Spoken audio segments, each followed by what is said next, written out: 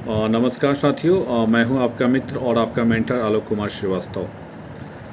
जैसा कि मैंने पहले से बताया था आप लोगों को कि आज सचिवालय में हम लोग मिलने जाएंगे, चूँकि शुक्रवार था और हमारे साथी आज तैयार थे जाने के लिए। आज हम लोग गए हुए थे, पटना से मैं था और सत्येंद्र जी थे और उसके अलावा अभिषेक जी थे। 3 लोग हम लोग गए हुए थे प्रधान सचिव से मिलने के लिए और प्रधान सचिव से हमारी मुलाकात भी हुई, बातचीत भी हुई।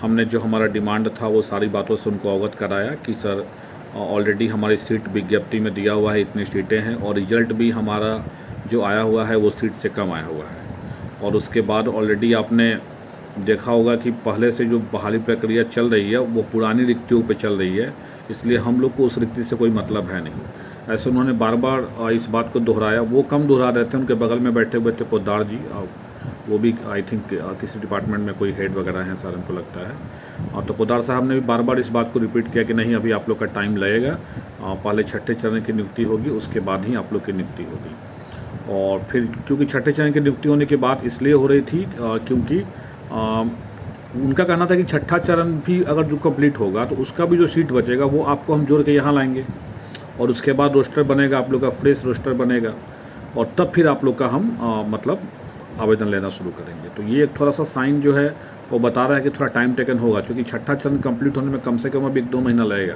क्योंकि अभी उन लोग का तो केस चल रहा है। अभी मई में शायद अप्रैल में सुनवाई होने वाली है, 5 अप्रैल को। 5 अप्रैल के बाद सुनवाई होगी और फिर उन लोग का प्रक्रिया चलेगा, ज्वाइनिंग का, जो नियुक्ति का जो डेट, नियुक्ति पत्र देने का जो उन लोग का डेट है, काउंसलिंग का डेट है, वो सारा चीज़ होगा।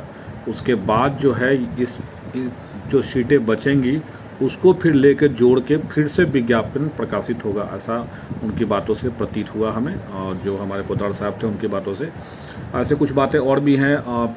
मेरे प्राइमरी वाले भाई जो हैं उसको बुरा नहीं मानेंगे, चूँकि ऐसा ये देखिए, एक चीज़ है, अगर हाई स्कूल की बहाली पहले होगी तो ऑब्वियस है कि प्राइमरी वाले जो बच्चे हैं जिनका प्राइमरी में भी रिजल्ट है वो पहले हाई स्कूल ज्वाइन करेंगे।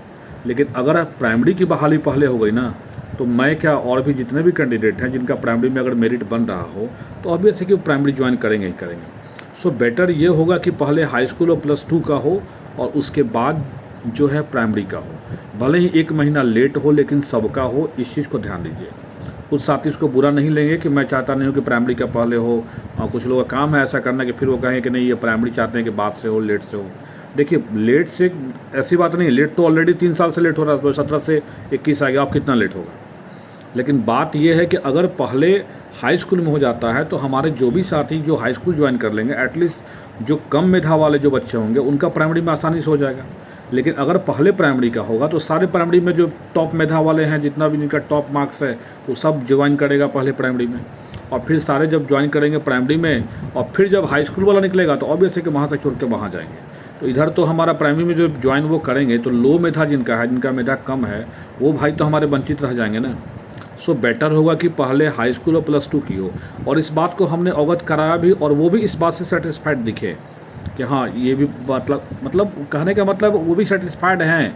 लेकिन बात है कि छठे चरण की, और छठे चरण की जब बात है तो प्राइमरी और मिडिल हाई स्कूल जितना भी उनका चल रहा है पहले से वो कंप्लीट करेंगे, उनकी बातों से ये लगा। सो मुझे लग नहीं रहा है कि अभी इस स्टेट की बहाली तुरंत शुरू होने वाली है। पहले लग रहा है कि पहले छठा चरण कंप्लीट ही होगा, उसके बाद ही हम लोग की बहाली शुरू होगी। और तो वेट तो थोड़ा सा करना पड़ेगा। एक बात और उन्होंने बोला कि मैं मान लीजिए कि आप कह रहे हैं कि ये बहाली कर दिया जाए, जो भी रिजल्ट निकला है, और हम ये बहाली शुरू कर दें और आपको हम अलॉटमेंट कर दें कि हाँ, आपको ये फलाना ज़िला आपको मिल गया, और कल हो के आपके मित्र जाएंगे और वो केस कर देंगे हाई कोर्ट में कि उनसे मेरा ज़्यादा मार्क्स था और हमको अपना ज़िला नहीं मिला और इनको अपना ज़िला मिल गया। तो ओवरऑल ये एक व्यंग था स्टूडेंट पे सर का, प्रधान सचिव सर संजय सर का व्यंग था एक तरह से।